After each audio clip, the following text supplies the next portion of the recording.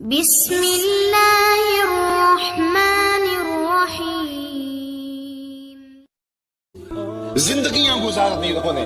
سلمان فارسی کی کہانی سن لو۔ مجوسی کے بیٹے تھے، حق کی طلب میں نکلے، باپ نے گھر سے نکال دیا، ایک پادری کے پاس جا کے رکے، زندگی بھر اس کی نوکری کی۔ جب اس کا آخری وقت آیا، اس نے کہا میری تدفین کے بعد غموریا چلے جانا، وہاں کا پادری خدا رسیدہ ہے، تجھے اس سے کچھ مل جائے گا۔ کہتے میں وہاں سے غموریا آ گیا، پھر اس پادری کی ساری زندگی خدمت کی۔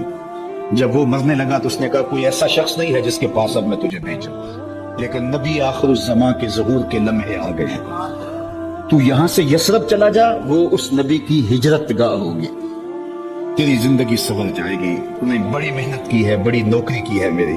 کہتے میں نے اس کو کہا کہیں ایسا نہ ہو میں دھوکہ کھا جو مجھے کوئی نشانی بتا دے۔ اس نے کہا 3 نشانیاں ہیں، ایک صدقہ نہیں لے گا، دوسرا ہدیہ رد نہیں کرے گا، تیسرا 2 کندھوں کے درمیان مہر نبوت۔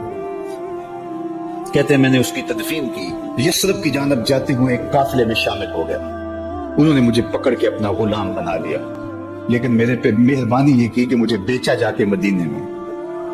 ایک یہودی نے مجھے خرید لیا، میں اس کے باغ میں گوڈی کرتا تھا، کام کرتا تھا، کھجورے توڑتا تھا، لیکن میں انتظار میں تھا کہ کبھی وہ نبی آخر الزمان آئے تو مجھے دید ہو، کبھی عرش پر، کبھی فرش پر، کبھی ان کے در، کبھی در بدر۔ غم عاشقی تیرا شکریہ، میں کہاں کہاں سے گزر گیا۔ کہتے ہیں ایک دن میں اپنے باغ میں کھجورے توڑ رہا تھا کہ ہواؤں میں مستی پیدا ہو گئی اور ہر سمت سے طلع البدر علینا کی صدائیں گونجنے لگی۔ میں سمجھ گیا کہ وہ لمحے آ گئے، میں نے چھلانگ لگا دی اور دوڑ پڑا۔ میرے آقا نے سمجھا شاید غلام بھاگ گیا، اس نے دوڑ کے مجھے پکڑ لیا۔ میں نے اس کو کہا کہ میں نوکر تیرا ہی ہوں، لیکن دل نوکر کسی اور کا ہے، میں بھاگوں گا نہیں، مجھے جانے دے۔ میں کچھ کھجورے لے گیا تھا صدقے کی نیت سے، جا کے حضور کو پیش کی۔ آقا کریم نے فرمایا ہم نبی صدقہ نہیں لیتے۔ کہتے ہیں نشانی ایک پوری ہوگی، کہتے ہیں کہ میں کچھ دنوں کے بعد اور کھجورے لے گیا اور میری نیت ہدیہ کی تھی، میں نے پیش کی، حضور نے قبول فرما لی، لیکن میں بھی کہتا تھا تیسری نشانی بھی پوری ہو لے تو پھر مانوں گا، اور وہ کیا تھی؟ 2 کندھوں کے درمیان مہر نبوت۔ کہتے ہیں ایک دن حضور میرے باغ میں آئے اور آقا کریم نے اپنے مبارک کندھے پہ چادر رکھی ہوئی تھی اور چادر کی اوٹ میں مہر نبوت چھپی ہوئی تھی، اور میں پیچھے ہو کے دیکھتا تھا، اور میری آرزو یہ تھی کہ کوئی تیز جھونکا ہوا کا آئے اور چادر ہٹ جائے اور میں مہر نبوت کی زیارت کر لوں۔ حضور میرے ارادہ قلب سے آگاہ ہوئے، فَأَلْقَى إِلَيَّ رِدَاءَهُ، حضور نے چادر اتار کے میری جانب پھینکی اور پھر ایسے رخ کر کے فرمایا انظر الی ما امرت بہ، اس پادری نے جو بتایا تھا دیکھ لے آ کے۔ تو کہا میں نے دیکھا کہ حضور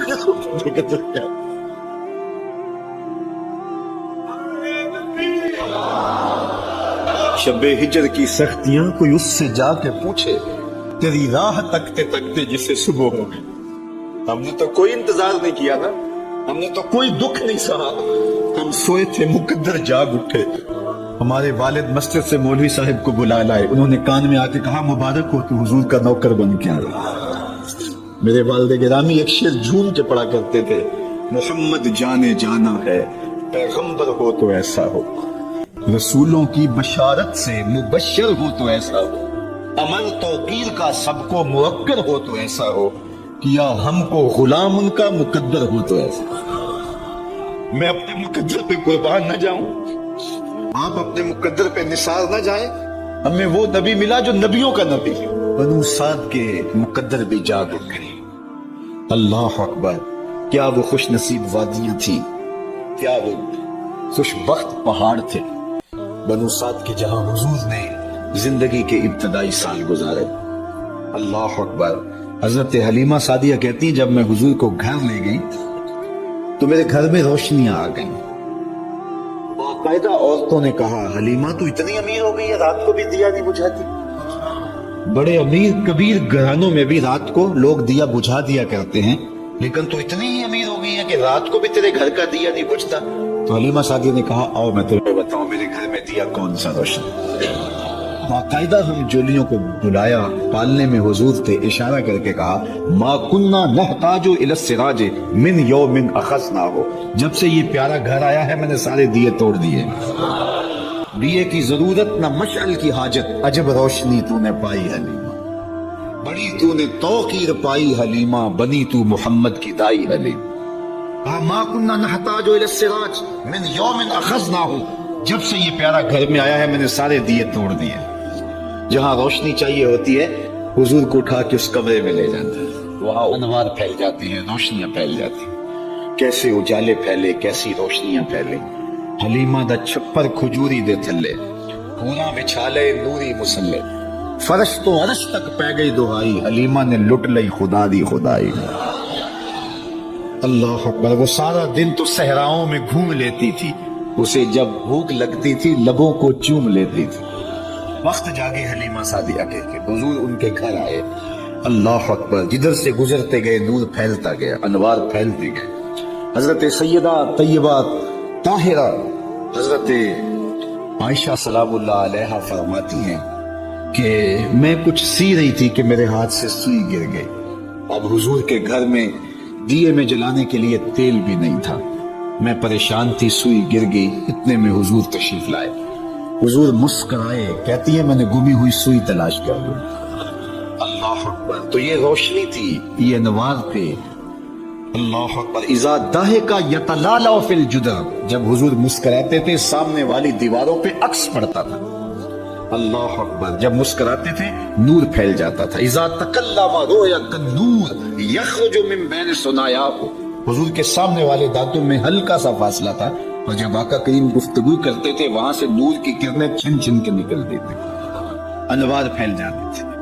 ایسا نوری ماحول، ایسا نورانی چہرہ۔ حضرت ابو ہریرہ بولے کل قمر لیلۃ البدر لم ارى قبلہ ولا بعدہ مثلہ، کیا پوچھتے ہو؟ 14ویں رات کا چمکتا ہوا چاند تھے میرے حضور۔ پھر کہا نہیں نہیں نہیں، حضور جیسا نہ پہلے دیکھا نہ بعد میں دیکھا۔ ہم حضور کے امتی نبی انتظار کرتے رہے، نبی منتظر رہے۔ حضرت خلیل اللہ اللہ کی بارگاہ میں پکار رہے ہیں، ربنا وابعث فیہم رسولا، مالک رسول بھیج دے۔ وہ کہتا ہے لیسا بفظ ولا بغلظ، وہ ترشرو نہیں ہوگا، سخت مزاج نہیں ہوگا، ماتھے پہ شکنے لانے والا نہیں ہوگا، وہ پیار بانٹنے والا ہوگا۔ بس وہ آیا جا رہا ہے۔ حضرت عیسیٰ نے تو نام بھی بتا دیا نا، مبشرا برسول یاتی من بعد اسمہ احمد، لوگوں میں جا رہا ہوں، چلو نام بھی بتا دیتا ہوں، میرے بعد جو آنے والا اس کا نام احمد ہوگا۔ نبی انتظار کرتے رہے، 12 نبیوں نے انتظار کیا حضور کی امت میں ہونے کے لیے، تمنا کی۔ نستورہ راہب انتظار کرتا رہا، بحیرہ راہب انتظار کرتا رہا۔ حضرت حسان بن ثابت رضی اللہ تعالی عنہ کہتے ہیں کہ میں رہنے والا تو مدینے کا تھا، لیکن ایک بار میں مکے میں گیا تو میں نے دیکھا کہ کھجور کی رسی میں ایک کالے رنگ کے شخص کو لوگوں نے پرویا ہوا ہے اور مکے کی گلیوں میں گھسیٹ رہے ہیں۔ تو میں نے پوچھا کہ یہ شخص کون ہے؟ تو لوگوں نے کہا اس کا نام بلال ہے۔ تو میں نے کہا کس جرم کی سزا اسے دے رہے ہیں؟ تو انہوں نے کہا کہ یہ ایک نئے دین میں داخل ہوا ہے اور ہم اس کو منحرف کرنا چاہتے ہیں۔ کہتے میں نے دیکھا کہ وہ چوں گھسیٹتے اس کی زبان پر عہد عہد کی صدا تیز ہوتی چلی جا رہی، زخم پہ زخم کھا کے جی، خون جگر کے گھونٹ پی، آہ نہ کر لبوں کو سی، یہ عشق ہے دل لگی نہیں۔ یہ چند لمحوں کے لیے دل بہلانے کی کہانی نہیں ہے کہ جس محبت میں سختی آئی تو راستہ بدل لیا۔ یہ ان راستوں کا ان لوگوں نے اہتمام کیا تھا اور ان راستوں کے مسافر بنے تھے کہ راستے میں پہاڑ بھی ہو تو یہ چیر کے آگے گزر جائے۔ بلال حبشی کو ان کا ظالم آقا مارتا ہے، کبھی ان کے ہاتھوں میں میخیں ٹھونکتا ہے، کبھی زبان پہ تپتے ہوئے کوئلے رکھتا ہے، کبھی رسی پاؤں میں ڈال کر کے اوباش لڑکوں کے ہاتھوں میں دیتا ہے کہ اس کو گھسیٹے، کبھی کچھ، لیکن بلال ہیں کہ آگے سے مسکرا رہے ہیں، عہد عہد کا نغمہ پکار رہے ہیں۔ کسی نے رک کے کہا بلال یہ عجیب تماشا ہے، وہ تمہیں مار رہے ہیں اور تم آگے سے عہد عہد پکار رہے ہو۔ حضرت بلال بولے تم جاؤ نا بازار میں مٹی کا پیالہ خریدنے کے لیے تو اس کو بھی ٹھونک ٹھونک کے دیکھتے ہو، اس کی آواز تو ٹھیک ہے، کہیں کچا تو نہیں ہے؟ کہا تم تو مٹی کا پیالہ بھی خریدو تو ٹھونک بجا کے دیکھو، یہ کہیں کچا تو نہیں ہے، اس کی آواز تو ٹھیک ہے۔ کہا میرا مالک بلال کو خرید رہا ہے، دیکھ رہا ہے بلال کچا تو نہیں ہے، اس کی آواز تو ٹھیک ہے۔ میں کہتا ہوں مالک خرید لے بلال کو، کھال ادھر بھی جائے گی، حق حق کی صدا ختم نہیں ہوگی۔ محبت کی یہ البیلی اور انوکھی داستانیں اہل ایمان رقم کی ہیں۔ اگر اس عنوان سے بات کی جائے تو یہ تاریخ کا ایک ایسا باب ہے۔ حضرت سمیہ رضی اللہ تعالی عنہ اسلام کی پہلی شہیدہ، جن کو مکے کے چوک میں ابو جہل نے جو ہے وہ نیزہ مار کر کے شہید کیا.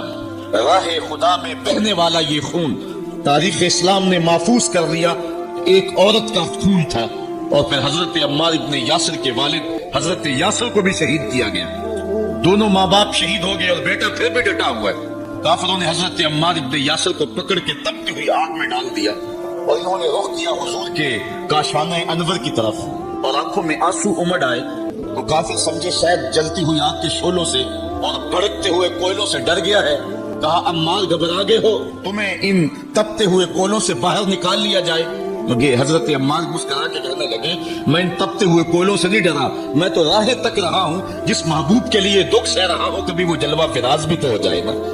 اچھا ادھر غلام تڑپا ادھر آقا تشریف لے آئے.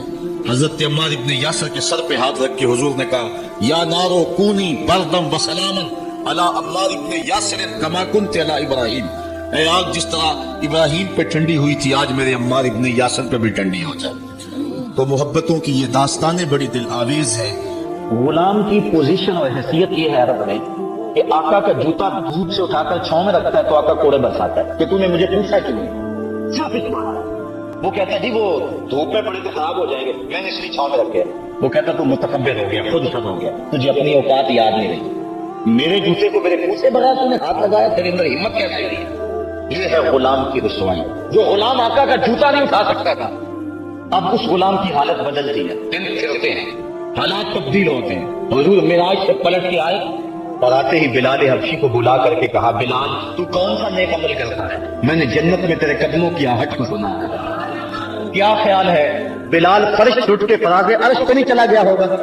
جو غلام آقا کے جوتے کو ہاتھ لگانے کا روادار نہیں ہے اس کو دو جہاں کا سردار کہہ رہا ہے میں نے تیرے جوتوں کی آہٹ کو سنا.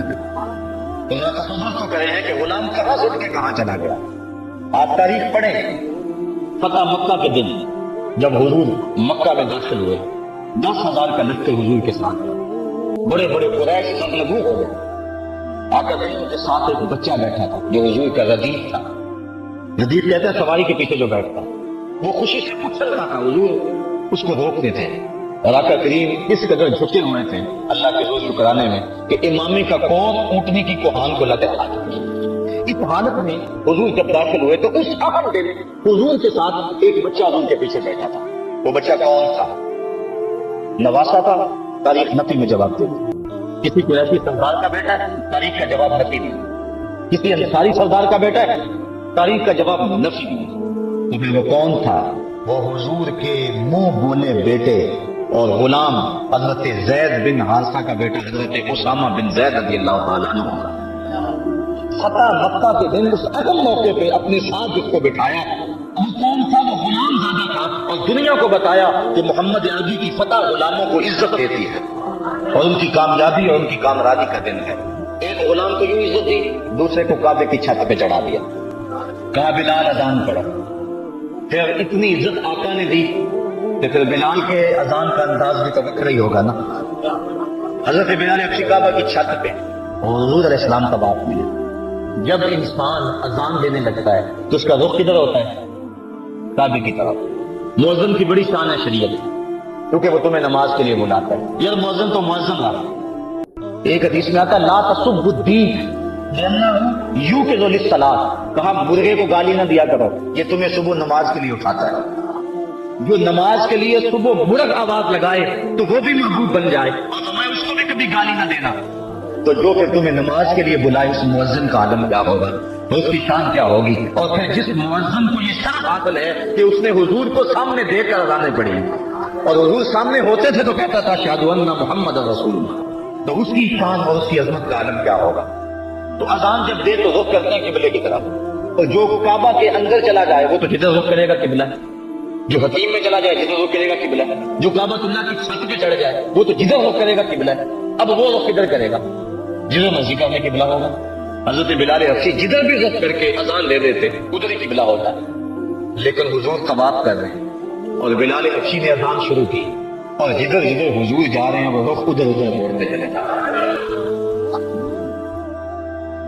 شان و شوکت کا زمانہ ہے. 10,000 کا لشکر جواب لے کر کے حضور مکہ کی طرف عازم سفر ہوئے. جب یہ اتنا بڑا لشکر مدینہ سے باہر نکلا تو اس کی ایک ہیبت تھی. ایک کتیا نے بچے دیے ہوئے تھے، وہ اس کو دودھ پلا رہے تھے۔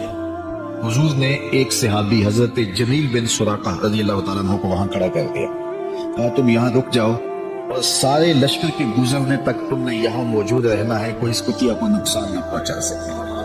یہ میرے حضور کا دیا ہوا دین ہے۔ چلتے چلتے مرہ زہران کے مقام پہ حضور نے پڑاؤ کیا۔ یہ مکہ المکرمہ کے قریب ایک علاقہ ہے۔ رات ہوئی تو حضور نے ارشاد فرمایا کہ کشادہ کشادہ خیمے لگاؤ اور ہر بندہ خیمے کے آگے آگ روشن کرے۔ حضور کی آرزو یہ تھی کہ مکے والے اس منظر کو دیکھ سکے اور لڑائی کی نوبت نہ آئے، قتل و غارت تک ماجرا نہ جائے اور ان کے دل میں ہیبت پیدا ہو جائے اور وہ خود ہی اطاعت قبول کر لیں۔ اب لشکر گزر رہا ہے، کبھی کوئی قبیلہ جھٹے تھامے جا رہا ہے، کبھی 10,000 کا لشکر تھا۔ تو ابو سفیان کی زبان سے بے ساختہ نکلا، عباس تیرے بھتیجے کی بادشاہت قائم ہوگی۔ کہا بولے نہ بنو، یہ بادشاہت نہیں ہے، یہ نبوت کی شان ہے۔ جب حضور مکے میں داخل ہو رہے تھے، حضور کے سر پہ یمنی چادر کا امامہ تھا، کسوہ نامی اونٹنی پہ بیٹھے تھے اور آقا کریم علیہ الصلوۃ والسلام کو دیکھنے کے لیے چھتیں بھری ہوئی تھی، لیکن حضور کا سر عجز سے جھکا ہوا تھا، حتیٰ کہ اونٹنی کے کجاوے کی جو لکڑی ہے حضور کے امامے کا کور اس کو چھو رہا تھا۔ اور حضور اس طرح مکہ المکرمہ میں داخل ہوئے۔ جو ہی حضور سین حرم میں داخل ہوئے، آقا نے اونٹنی پر ہی طواف کا آغاز کیا اور اپنی چھڑی سے حجر اسود کا استلام کیا اور اللہ اکبر حضور نے کہا۔ جب حضور نے اللہ اکبر کہا، 10,000 صحابہ نے اللہ اکبر کا نعرہ لگایا، مکے کی وادی گونجنے لگی، اللہ اکبر کے نعرے کا تسلسل قائم ہو گیا۔ پھر حضور نے خاموش ہونے کا اشارہ دیا تو سارے خاموش ہوئے۔ 360 بت تھے جو اطراف کعبہ میں نصب کیے گئے تھے۔ حضور چھڑی سے اشارہ کرتے اور جاء الحق وزہق الباطل پڑھتے اور وہ بت اوندا ہو کے گر پڑتا۔ اللہ اکبر۔ ادھر ظہر کا وقت ہو گیا، حضور فرمایا بلال کی طرح حاضر کیے گئے، فرمایا کعبے کی چھت پہ کھڑے ہو کے اذان پڑھو۔ اللہ اکبر۔ بلال کعبے کی چھت پہ کھڑے ہو گئے۔ جب ہم اذان دیتے ہیں تو رخ کدھر کرتے ہیں؟ قبلہ کی جانب۔ اور اگر کوئی کعبہ کی چھت پہ کھڑا ہو تو وہ تو جدھر رخ کرے ادھر ہی قبلہ ہے۔ اب حضرت بلال اذان دینے کھڑے ہوئے، حضور طواف کر رہے تھے۔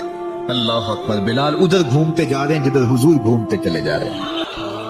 اذان ازل سے تیرے عشق کا ترانہ بنی، نماز تو اس کی دید کا ایک بہانہ بنی۔ اسی حرم کے صحن میں بلال حبشی کو مارا گیا تھا، انہیں اذیتیں دی گئی تھی شہر مکہ میں۔ آج سارے نیچے کھڑے ہیں، بلال حبشی اوپر کھڑا ہے۔ عزتوں کی معراج عطا کی گئی۔ حضور علیہ الصلوۃ والسلام تشریف لائے اور آقا کریم نے فرمایا کہ لوگوں بتاؤ تمہارا کیا گمان ہے میرے بارے۔ انہوں نے کہا آپ کریم باپ کے کریم بیٹے ہیں تو آپ سے ہمیں خیر کی توقع ہے، لیکن انہیں یہ تھا کم از کم ہمیں مکہ بدر کر دیا جائے گا۔ لیکن میرے حضور نے فرمایا آج میں تمہیں وہی کہوں گا جو حضرت یوسف نے اپنے بھائیوں کو کہا تھا، جاؤ چلے جاؤ، آج میں نے تم سب کو آزاد کیا۔ سن 8 ہجری کو یہ واقعہ ہوا۔ 9 ہجری کو حضور نے حضرت ابوبکر صدیق کی قیادت میں حج کے لیے قافلہ بھیجا اور 10 ہجری میں خود آئے، تو وہ منظر بھی شان و شوکت کا ایک عجیب رنگ ہے۔ اللہ تعالی ہم سب کو فتح مکہ کی برکتوں سے مالا مال فرمائے۔ جب حضرت عثمان غنی رضی اللہ تعالیٰ عنہ کا محاصرہ کر لیا گیا اور یہ خلافت کا آخری آپ کا دور ہے، 82 سال کی عمر تھی اس وقت آپ کی، اور یہ تاریخ کا دردناک باب ہے کہ حضرت عثمان غنی پر 40 دن تک پانی بند رہا۔ وہ ایک منصوبہ تھا، 3 لوگ 3 مختلف شہروں سے چلے، مصر سے، کوفے سے اور بصرے سے، 1,000 آدمی لے کر، اور مدینہ المنورہ میں پہنچ کر کے حضرت علی المرتضیٰ سے ملے، ام المومنین سیدہ عائشہ سے ملے، کبار اصحاب سے ملے۔ تو جو انہوں نے کہا تو انہوں نے ان کو کہا کہ نہیں ایسی کوئی بات نہیں، فرمائش کر کے واپس بھیج دیا۔ حضرت عثمان غنی رضی اللہ تعالیٰ عنہ پر اقربا پروری کا الزام عائد کیا تھا، تو انہوں نے کہا کہ کوئی ایسی بات نہیں ہے۔ پھر یہ تھا کہ آپ نے کم عمر گورنر، کم عمر لوگ مقرر کیے، تو حضرت عثمان نے کہا کہ حضرت اسامہ بھی تو کم عمر تھے، حضور نے ان کو اگر مقرر کیا ہے تو یہ تو مثال ہمارے سامنے موجود ہے، لیکن یہ ایک منصوبہ تھا، اس منصوبے کے تحت یہ 3 جگہوں سے لوگ آئے تھے۔ وہ 3 دن کی مسافت کے بعد پھر تینوں واپس آ گئے، تو یہ ایک سوالیہ نشان ہے کہ تینوں کیوں واپس آ گئے، کوئی ایک تو نہ آتا نا، تو یہ سب طے شدہ منصوبہ تھا۔ اور پھر انہوں نے مدینہ المنورہ کو گھیر لیا، اور جس طرح سے بلوائیوں نے حالات پیدا کر دیے، سید نبی المرتضیٰ رضی اللہ تعالیٰ عنہ تو شہر مدینہ سے باہر تشریف لے گئے تھے، اور اپنے بیٹوں امام حسن اور امام حسین رضی اللہ تعالیٰ عنہ کو حضرت عثمان غنی کے دروازے پر مقرر کیا تھا کہ ان کو ضرر نہ پہنچنے دے دوں. اب 700 صحابہ اجازت طلب کر رہے ہیں کہ آپ ان بلوائیوں سے نپٹنے کا میں جو ہے وہ اجازت نامہ مرحمت کریں. اور بہت سارے لوگ تو حج پہ جا چکے ہیں. 18 ذی الحج کا واقعہ ہے جب آپ کی شہادت ہوتی ہے, تو وہ حج پہ جا چکے ہیں, تو جو یہاں موجود ہیں وہ اجازت طلب کر رہے ہیں. لیکن حضرت عثمان غنی رضی اللہ تعالیٰ عنہ نے کہا کہ نہیں, میں ایسی اجازت نہیں دوں گا. رسول اللہ صلی اللہ علیہ وسلم کا حرم شہر مدینہ لوگوں کے خون سے لالازار ہو, یہ میں اس کو گوارا نہیں کرتا. افواج موجود ہیں اور دنیا کی تاریخ میں آپ کو ایسا نہیں ملے گا کہ اتنی بڑی حکومت کسی کے پاس ہو اور وہ خود گھیر لیا جائے, اس کا پانی بھی بند ہو جائے اور وہ حکم دے کہ نہیں میرے لیے آپ ایک قطرہ بھی خون نہیں بہائیں گے. بلکہ آپ کے غلاموں نے جب تلواریں اٹھا لی تو آپ نے فرمایا کہ میرا حکم ہے کہ تم تلواریں نیچے رکھو, بلکہ میں تمہیں یہ آفر دیتا ہوں کہ جو غلام لڑے گا نہیں اور یہ میرے سے عہد کرتا ہے وہ آزاد ہے. حضرت ابو ہریرہ رضی اللہ تعالیٰ عنہ, حالانکہ یہ پڑھنے پڑھانے والے لوگ تھے, تعلیم و تعلم سے ان کا تعلق تھا, لیکن وہ بھی تلوار لے کے حضرت عثمان غنی کے دفاع میں آگے. لیکن حضرت ابو ہریرہ رضی اللہ تعالیٰ عنہ کو بھی حضرت عثمان غنی روک دیتے. مالک بن اشتر کہنے لگا کہ ہم آپ کی دستبرداری کے خواہاں ہیں, آپ خلافت سے دستبرداری اختیار کر لیجئے. تو حضور علیہ الصلوۃ والسلام کے اس جانثال صحابی نے حضرت عثمان غنی نے فرمایا یہ نہیں ہو سکتا. دستبردار کیوں نہیں ہوئے؟ لگتا تھا یہ سب سے زیادہ آسان تھا. لیکن حضور نے ارشاد فرمایا تھا اے عثمان, تمہیں اللہ ایک قمیض پہنائے گا, لوگ اس کو اتارنا چاہیں گے, تم کبھی نہ اتارنا. تو اس سے مراد خلافت کی قمیض ہے, اور ان کی شہادت کی خبر بھی اللہ کے محبوب علیہ السلام نے دی تھی. اور اگر آپ دستبردار ہو جاتے تو یہ ایک کھلونا بن جاتا, بازیچہ بن جاتی خلافت. چند آدمیوں کے پریشر سے خلافت سے دستبرداری کرنا پڑتی. اچھا ایک یہ سوال بھی پیدا ہوتا ہے, چند باغی تھے, ان کو کس طرح کچل دیا جاتا؟ لیکن حضرت عثمان غنی یہ نہیں چاہتے تھے. ایک تو یہ کہ مدینے کی حرمت پامال نہ ہو, اور دوسرا پورے عالم اسلام کو آگ لگانے کا جو منصوبہ تھا, 3 مختلف شہروں سے 1,000 آدمی لایا گیا ایک منصوبے کے تحت, اور انہیں لاشیں چاہیے تھیں. اور جو ان کے پیچھے کام کر رہے تھے نادیدہ ہاتھ, ان کا منصوبہ یہ تھا کہ یہاں سے مختلف سمتوں میں, یہ تینوں شہر مختلف سمتوں میں تھے, تینوں سمتوں میں جب لاشیں جائیں گی تو پورے عالم اسلام کو ہم جو ہے وہ خانہ جنگی کی آگ میں دھکیل سکیں گے. تو حضرت عثمان غنی ان سازشوں سے آگاہ تھے, تو سب سے اہون اور آسان یہ تھا کہ قربانی پیش کر دی جائے. اور پھر انہوں نے سن بھی رکھا تھا کہ 2 شہید ہیں, شہید تو انہوں نے بہرحال ہونا ہے, تو لہٰذا میں خلافت سے دستبردار بھی نہیں ہوں گا اور شہر مدینہ کی حرمت بھی پامال نہیں ہونے دوں گا. اور تیسری بات یہ ہے کہ میں خود مظلوم شہید کر دیا جاؤں. تو آپ نے یہ گوارا کر دیا. تو 18 ذی الحج تھا, جمعے کا ہی دن تھا, اور حضرت عثمان غنی رضی اللہ تعالیٰ عنہ روزے سے تھے. عصر کا وقت تھا, قرآن مجید کی تلاوت کر رہے تھے. حضرت امام حسن, امام حسین اور حضرت عبداللہ بن زبیر اور دیگر لوگ آپ کے دروازے پہ پہرا دے رہے تھے. لیکن باغی پچھلے گھر سے دیوار پھلانگ کے آپ کے گھر میں داخل ہوئے اور تلوار سے وار کیا. آپ کی زوجہ حضرت نائلہ آگے بڑھی اور ہاتھ سے روکنا چاہا, آپ کی انگلیاں کٹ گئی.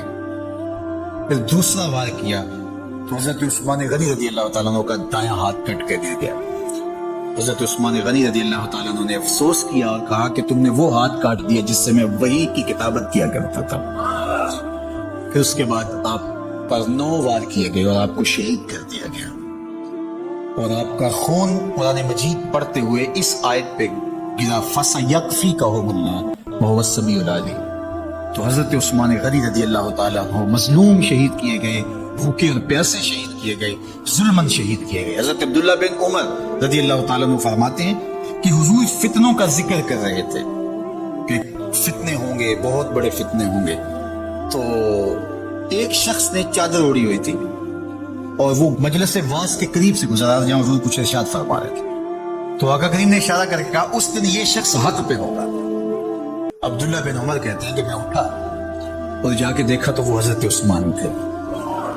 تو میں نے حضرت عثمان کے چہرے کو پکڑ کے تھوڑا سا حضور کی جانب کیا اور میں نے کہا حاضر حضور, یہ اللہ کے محبوب میں, ہاں یہی. جب فتنے ہوں گے تو فرمایا یہ حق پہ ہوگا.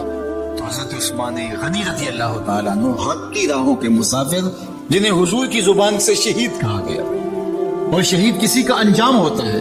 تو حضور نے فرمایا یہ شہید ہوگا. شہید وہی ہوتا ہے جو بحالت ایمان اس دنیا سے راہ خدا میں اپنی جان قربان کرے. فرمایا فَإِنَّمَا عَلَيْكَ نَبِيٌّ وَصِدِّيقٌ وَشَهِيدَانِ. اے پہاڑ رک جا، تو جانتا نہیں تیرے اوپر اللہ کا ایک نبی ہے، ایک صدیق ہے اور 2 شہید ہیں.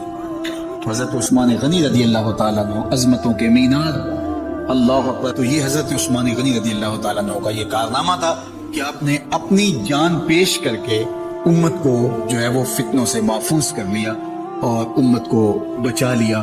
حضرت عثمان غنی رضی اللہ تعالیٰ عنہ پہ کروڑوں رحمتیں، کروڑوں سلام. ہم آپ کی عظمت کو سلام پیش کرتے ہیں، عقیدتوں کا خراج پیش کرتے ہیں. حضور کی خدمت میں ایک جنازہ لایا گیا اور حضور سے عرض کی گئی حضور اس شخص کا جنازہ پڑھا دیجئے. تو حضور نے انکار کر دیا کہ میں جنازہ نہیں پڑھاؤں گا. تو صحابہ نے عرض کیا یا رسول اللہ کبھی ماضی میں ایسا نہیں ہوا جب بھی کوئی جنازہ لایا جاتا تو آپ جنازہ پڑھا دیتے ہیں اور آپ نے آج انکار کر دیا. فرمایا یہ شخص میرے عثمان سے بغض رکھتا تھا اور اس کو اللہ نے بھی اپنی رحمتوں سے محروم کر دیا ہے. حضور نے اس شخص کا جنازہ نہیں پڑھایا جو مبغض عثمان غنی رضی اللہ تعالی عنہ. تو اب آپ اندازہ کیجئے وہ کتنا بدبخت شخص ہے جو حضرت عثمان سے بغض اور دشمنی رکھتا ہے. حضرت عثمان غنی رضی اللہ تعالی عنہ سے اللہ کے محبوب علیہ السلام نے کتنی خوبصورت ارشاد فرمائی، میں اس سے حیا کیوں نہ کروں جس سے اللہ کے فرشتے بھی حیا کرتے ہیں. یعنی عثمان غنی وہ ہیں جس سے اللہ کے فرشتے بھی حیا کرتے ہیں، اور جو عثمان غنی کا حیا نہیں کرتا اس سے بڑا بے حیا کون ہو سکتا ہے. حاکم نے مستدرک کے اندر روایت ذکر کی ہے کہ بہت سارے صحابہ حضور کی بہت ساری خوبیوں کے مظہر تھے اور سب سے زیادہ حضور کے خلق کے مشابہ حضرت عثمان غنی رضی اللہ عنہ، اور خلق میں سب سے اونچا درجہ حیا کا ہوتا ہے. تو حضرت عثمان غنی رضی اللہ تعالیٰ عنہ حیا کے اس مقام پہ فائز المرام پہ جو انہی کا مقصوم تھا. اللہ ہمیں حضور کے اہل بیت، حضور کے اصحاب، بلکہ حضور کے در کی مٹی کی تعظیم بھی نصیب کرے. اقبال نے کہا تھا خاک طیبہ ازد و عالم خوش ترست، آن خنک شہرے کے آنجا دل برست. ہمیں تو طیبہ کی مٹی بھی اچھی لگتی ہے اس لیے کہ وہاں محبوب جو رہتے ہیں. تو محبت تو اس چیز کی متقاضی ہوتی ہے، محبوب کی راہوں کو بھی سلامی پیش کی جائے. تو جو حضور علیہ السلام کے ساتھ منسوب اتنی وقی نسبتیں ہیں ان کا احترام کیوں نہیں کریں گے. تو حضرت عثمان غنی تو داماد رسول ہے، حضرت عثمان غنی تو ذو النورین ہیں. حضرت عثمان غنی تو حضور علیہ الصلوۃ والسلام کے محبوب اور حضور علیہ الصلوۃ والسلام کے پیارے ہیں. ان کو جنت کی بشارت دی گئی ہے، عشرہ مبشرہ میں سے ہیں، 4 جلیل القدر خلفاء میں ان کا نام شامل ہے. اور پھر حضور کی 2 صاحبزادیاں ان کے نکاح میں آقا کریم نے ان کو شہید خود قرار دیا. اور میرے اور آپ کے آقا و مولا نے کہا آج کے بعد کوئی عمل عثمان کو نقصان نہیں دے گا، اور کہا عثمان سے میں حیا کیوں نہ کروں، اس سے اللہ کے فرشتے بھی حیا کریں.